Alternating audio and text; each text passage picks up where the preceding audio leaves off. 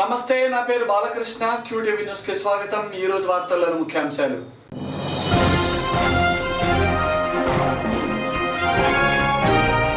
నూతన రాష్ట్రాన్ని ఆదుకునేందుకు 30,000 కోట్ల రూపాయల నిధులను కేంద్రం అందిస్తున్నది.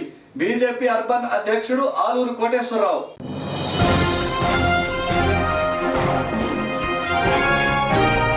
మార్చిలో జరగనున్న ఉపాధ్యాయ శాసన మండలి ఎన్నికలకు జోరందుకున్న నామినేషన్ ప్రక్రియ.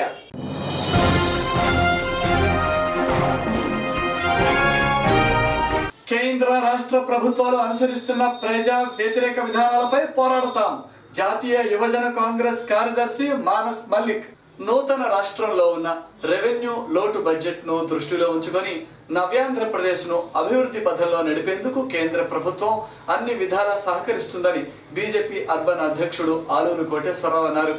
నూతనంగా పార్లమెంట్ లో ప్రవేశపెట్టిన ఆర్థిక ప్రణాళికలో మన రాష్ట్రానికి సంవత్సరానికి 30,000 కోట్ల రూపాయల నిధులు అందించే విధంగా చర్యలు తీసుకోవడమే ఇందుకు ఉదాహరణ అని ఆయన అన్నారు. నేడు స్థానిక అరండల్పేటలోని బీజేపీ కార్యాలయంలో జరిగిన మీడియా సమావేశంలో ఆ పార్టీ అర్బన్ అధ్యక్షుడు ఆలూరి కోటేశ్వరరావు మాట్లాడారు. స్వార్థ బుద్ధితో రాష్ట్రాన్ని 2 ముక్కలు చేసిన కాంగ్రెస్ పార్టీ నేడు రాష్ట్ర హితం కోసం సంతకాల సేకరణ చేపట్టడం హాస్యాస్పదం అన్నారు. కేంద్ర కేబినెట్ ఆమోదంతో పార్లమెంట్ లో ప్రవేశపెట్టిన 14వ ఆర్థిక ప్రణాళికలో నవ్యాంధ్రప్రదేశ్ అభివృద్ధి కొరకు నిధులు కేటాయించిందని, ఎన్నికల ముందు హామీ ఇచ్చిన విధంగా కేంద్ర ప్రభుత్వం రాష్ట్రాన్ని అన్ని విధులుగా ఆదుకుంటున్నారు. ఆలోచనలకి అనుగుణంగా నరేంద్ర మోడీ గారి అభిమతానికి అనుగుణంగా 14వ ఆర్థిక సంఘం తన 5 సంవత్సరాల ప్రణాళికని కేంద్రానికి నివేదించడం జరిగింది. ఆ నివేదికని కేంద్ర కేబినెట్ ఆమోదించడం, వెంటనే పార్లమెంట్లో పెట్టడం జరిగింది. దీంట్లో నరేంద్ర మోడీ గారు నాయకత్వంలోని కేంద్ర ప్రభుత్వం ఆంధ్రప్రదేశ్లో ఉన్న రెవెన్యూ లోటుని గమనించి, ఆంధ్రప్రదేశ్ ఆర్థికంగా వెనుబంటాన్ని గమనించి మేము గుర్తించాము, మీకు ఎట్టి పరిస్థితుల్లో కూడా సాయం చేస్తామని ఎన్నికల ముందు నుంచి కూడా చెప్తూ వచ్చారు. దానికి అనుగుణంగా దాదాపుగా సంవత్సరానికి 30,000 కోట్ల రూపాయలు అన్ని రకాల విధాలుగా అన్ని శాఖల నుంచి కూడా అందే విధంగా ఏర్పాటు చేయడం చాలా సంతోషమైన విషయం. దీనికి మేము నరేంద్ర మోడీ గారికి, కేంద్ర ప్రభుత్వానికి ధన్యవాదాలు తెలియజేసుకుంటున్నాం. ఈ మధ్యకాలంలో అవగాహన రాజ్యంతో అటు రఘువీరెడ్డి నాయకులు కావచ్చు, లేక వైఎస్ఆర్సీపీ నాయకులు కావచ్చు, కొంతమంది పార్లమెంట్ సభ్యులు ఎంతో అనుభవం కూడా కేవలం రాజకీయ స్వలాభంతో, రాజకీయ ఆపేక్షతో అర్థం పర్థం లేని విమర్శలు చేస్తూ భారతీయ జనతా పార్టీ మీద, కేంద్ర ప్రభుత్వం మీద నాయుడు గారు రకరకాలుగా మాట్లాడారు. అన్ని రకాల ఇస్తామని చెప్పారు, ప్రత్యేక హోదా ఇస్తామన్నారు, ఇన్ని సంక్షేమ హోదా ఇస్తామన్నారు. ఇవన్నీ చేయటం లేదు, ఇవన్నీ మోసం చేస్తున్నారు, 1 కోటి సంతకాలు చేసి సమర్పిస్తామని మాట్లాడారు. మీరు సంతకాలు చేపిస్తారో మీకు ప్రజలు మీకు ఎంత అండదండగా ఉన్నారో గత ఎన్నికల్లోనే మీకు చెప్పారు. కాంగ్రెస్ పార్టీకి తగిన బుద్ధి. రాష్ట్ర విభజనకి కేవలం అర్థం బద్దం లేని విభజనలు రావడానికి కారణం కేంద్రంలో ఉన్న కాంగ్రెస్ పార్టీ మాత్రమే. ఆ రోజున 2004 సంవత్సరంలో టీఆర్ఎస్తో పొత్తు పెట్టుకొని తెలంగాణ మనోభావాన్ని గమనిస్తామని చెప్పిన సోనియా గాంధీ గారు తదనంతరం 10 సంవత్సరాల పాటు తెలంగాణ ప్రజల్ని, ఇటు ఆంధ్ర ప్రజల్ని కూడా మభ్యపెడుతూ రాష్ట్ర విభజన దిశగా రాష్ట్ర అటు సైడ్ తెలంగాణ, ఇటు ఆంధ్ర ప్రజల సంక్షేమాన్ని కానీ వారి బాగోగుల గురించి కానీ పట్టించుకోకుండా, రాబోయే విభజన వల్ల జరిగే నష్టాలను ఆలోచించకుండా చివరి ఎన్నికలు 2014 ఎన్నికల ముందు మాత్రమే కేవలం హడావుడిగా బిల్లు ప్రవేశపెట్టి భారతీయ జనతా పార్టీ అలాగే దాని మిత్రపక్షాలు అడ్డు చెప్పినా కూడా లోక్సభలో చీకటిగా బిల్లుని తలుపులు వేసి పార్లమెంట్లో అలో చేయడం అనేది చాలా సిగ్గుచేటైన విషయం. నవ్యాంధ్రప్రదేశ్ లో మొట్టమొదటిసారిగా జరగబోయే ఎమ్మెల్సీ ఎన్నికలకు నామినేషన్ ప్రక్రియ ప్రారంభమైంది. నేడు ఎమ్మెల్సీ లక్ష్మణరావు, విజయవాడకు చెందిన తాడి శకుంతల నామినేషన్ దాఖలు చేశారు. విజయంపై ఎవరికి వారే ధీమా వ్యక్తం చేస్తున్నారు. 26 ఉపాధ్యాయ సంఘాల మద్దతు తనకు ఉన్నదని ఎమ్మెల్సీ లక్ష్మణరావు బహుజన టీచర్స్ అసోసియేషన్ తో పాటుగా పలు ఎస్సీ, ఎస్టీ, బీసీ, మైనారిటీ ఉపాధ్యాయ సంఘాలు తనను బలపరుస్తున్నాయని శకుంతల ఈ సందర్భంగా మీడియాకు తెలిపారు.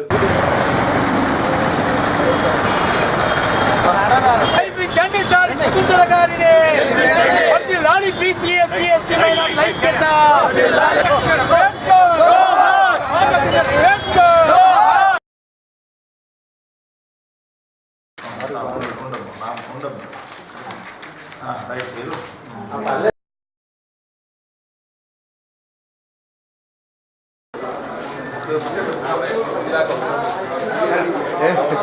ఫైల్ ఇస్తారా తీసే ప్లాస్టిక్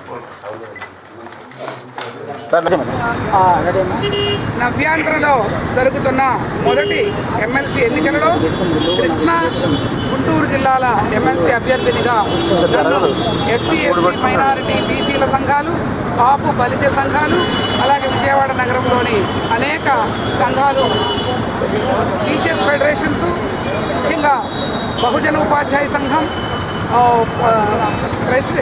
పండిట్స్ సంఘం హెడ్ మాస్టర్స్ సంఘం అలాగే నేను ఏపీ ఎస్టీయూలో 20 ఏళ్ళు పనిచేసిన ఉపాధ్యాయురాలుగా అలాగే ఉపాధ్యాయ వృత్తికి ప్రభుత్వ ఉద్యోగానికి రాజీనామా చేసి 2000 నుంచి విజయవాడ నగర మేయర్గా పోటీ చేయడమే కాకుండా ఉద్యమాల నిర్వహణలో నా యొక్క బాధ్యత ఎప్పుడూ కూడా ఉపాధ్యాయ రంగం నుంచి వచ్చిన విలువలతోనే కొనసాగింది. నా రాజకీయ జీవితంలో విజయవాడ నగర అభివృద్ధికి ఎంతో పనిచేశాను. అంతగా ప్రతి విషయంలో కూడా శాంతినికేతన్ అనే స్కూల్ స్థాపించాను, శాంతి విద్యావనం అనే మరో పాఠశాల స్థాపించాను. అప్పుడు కానీ ఇప్పుడు కానీ ఆడపిల్లల విద్య కొరకు ఆడపిల్లల మీద జరుగుతున్న దౌర్జన్యాల కొరకు ఎన్నో ఉద్యమాలు చేశాను. కానీ ఈరోజు కేంద్ర రాష్ట్ర ప్రభుత్వాలు అనుసరిస్తున్న ప్రజా వ్యతిరేక విధానాలను ప్రజల దృష్టికి తీసుకువెళ్లి వాటికి వ్యతిరేకంగా పోరాడేందుకు కాంగ్రెస్ పార్టీ చర్యలు చేపట్టిందని జాతీయ యువజన కాంగ్రెస్ కార్యదర్శి మల్లిక్ అన్నారు. రాహుల్ గాంధీ సారథ్యంలో కేంద్ర ప్రభుత్వ నియంత పోకడలను ప్రశ్నిస్తామన్నారు. నవ్యాంధ్రప్రదేశ్ హితం కోసం 1 కోటి సంతకాల సేకరణ ప్రారంభించామని, నూతన రాష్ట్రానికి ప్రత్యేక హోదా కల్పించేలా ప్రభుత్వంపై ఒత్తిడి తెస్తామన్నారు. నేడు స్థానిక మార్కెట్ సెంటర్లోని కాంగ్రెస్ పార్టీ కార్యాలయంలో జరిగిన మీడియా సమావేశంలో యువజన కాంగ్రెస్ జాతీయ కార్యదర్శి మానస్ మల్లిక్, ఇతర యువజన నాయకులు పాల్గొన్నారు. ఈ సందర్భంగా వారు మాట్లాడుతూ కేంద్ర రాష్ట్ర ప్రభుత్వాలు ఎన్నికల ముందు ఇచ్చిన హామీలు అమలు పరచకుండా ప్రజలను మభ్యపెడుతుందని, రాష్ట్రానికి ప్రత్యేక హోదాతో పాటు హామీ ఇచ్చిన విధంగా రాయితీలు కల్పించాలని వారు డిమాండ్ చేశారు. Very fast Youth Congress will continue its support to Andhra Pradesh Indian Congress Committee 1 crore signature campaign for special status to Andhra Pradesh. Second point is we Youth Congress people will also start a signature campaign from in every village for the Vaibhav farmers group. Raitu Runamafi के लिए youth Congress भी signature campaigning शुरू करेगा. और ये हमारे प्रिय नेता हमारे मार्गदर्शक श्री राहुल गांधी जी का निर्देश है कि जब तक रायतू का ऋणमाफी ना हो, क्योंकि चंद्रबाबू नायडू जी ने अपने इलेक्शन मैनिफेस्टो में बोले थे कि रायतू का ऋणमाफी होगा मेरे सीएम बनने के बाद. तो राहुल जी का ये निर्देश है जब तक किसानों का ऋणमाफी नहीं होगा आंध्र प्रदेश में, तब तक यूथ कांग्रेस रास्ते पे है. And third thing is advice president of Guntur Lok Sabha youth Congress committee it has been suspended. ప్రత్యేక హోదాపై కాంగ్రెస్ పార్టీ ప్రత్యేక శ్రద్ధ మరియు పోరాటాన్ని చేస్తుంది. దానిలో భాగంగా 1 కోటి సంతకాలకి పూర్తిగా మద్దతు ఇస్తుంది యూత్ కాంగ్రెస్. అలాగే బీజేపీ గవర్నమెంట్ ఏదైతే ల్యాండ్ అక్విజిషన్ ఆర్డినెన్స్ ఉందో దానికి వ్యతిరేకంగా కూడా యువజన కాంగ్రెస్ సంతకాల సేకరణ కార్యక్రమం చేపట్టింది. మరియు రాహుల్ గాంధీ ప్రత్యేక ఆంధ్రప్రదేశ్ యువజన కాంగ్రెస్ పట్ల ప్రత్యేక శ్రద్ధ చూపిస్తున్నారు. అలాగే పటిష్టం చేయడానికి కావాల్సిన ప్రణాళికలు కూడా చేపట్టమని చెప్పి మన మానస్ మల్లిక్ గారికి ఆదేశాలు జారీ చేశారు. అలాగే యువజన కాంగ్రెస్లో డిసిప్లిన్ లేకుండా నాన్ పర్ఫార్మెన్స్ అంటే ప్రోగ్రామ్ చేయకుండా డిసిప్లిన్ ఉన్న 3 యువజన కాంగ్రెస్ పార్లమెంట్ అధ్యక్షుల్ని సస్పెండ్ చేయడం జరిగింది. దాంట్లో భాగంగా రామకృష్ణారెడ్డి గుంటూరు పార్లమెంట్ యువజన కాంగ్రెస్ అధ్యక్షుడిని, ఏపీ ఇన్ఛార్జ్ మానస్ మల్లిక్ గారు, అలానే రాష్ట్ర కార్యదర్శి జిలానీ గారు, అలానే నాతోటి యువజన కాంగ్రెస్ సోదరులకు అందరికీ నా ధన్యవాదాలు. ఈరోజు యొక్క సభకు ముఖ్య ఉద్దేశం నవ్యాంధ్ర రథసారథి డాక్టర్ రఘువీరారెడ్డి గారు చేపట్టినటువంటి 1 కోటి సంతకాల సేకరణ ప్రోగ్రాం గురించి, మరియు ఏదైతే లోక్సభలో కాంగ్రెస్ ప్రభుత్వం 2013వ సంవత్సరంలో ఇచ్చిన భూసేకరణ చట్టం మీద ఈరోజు పార్లమెంట్లో జరుగుతున్నటువంటి దుర్మార్గాన్ని, బీజేపీ చేస్తున్నటువంటి అరాచకాన్ని ఎండగట్టాలని ఈరోజు యువజన కాంగ్రెస్ తరఫున పిలుపునిస్తా ఉన్నాం.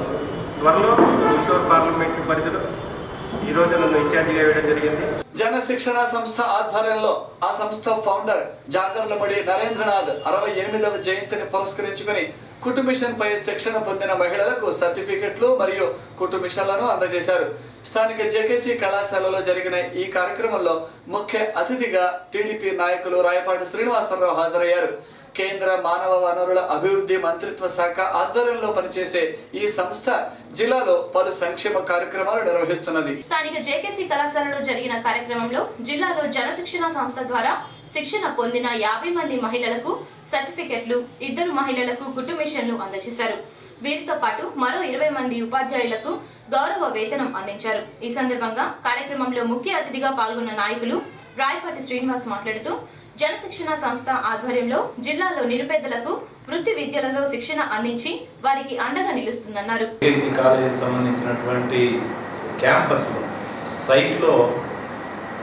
సైట్ ఇవ్వటం, జనశిక్షణ సంస్థ వారికి సైట్ ఇవ్వటం, అదేవిధంగా కన్స్ట్రక్షన్ యాక్టివిటీ కోసం డైరెక్టర్ శ్రీనివాస్ గారు పబ్లిక్ రిప్రజెంటేటివ్స్ని అందరినీ అప్రోచ్ అయ్యి మా సోదరులు పార్లమెంట్ సభ్యులు సాంబశివరావు 5 lakhs ఇచ్చినట్టున్నారు.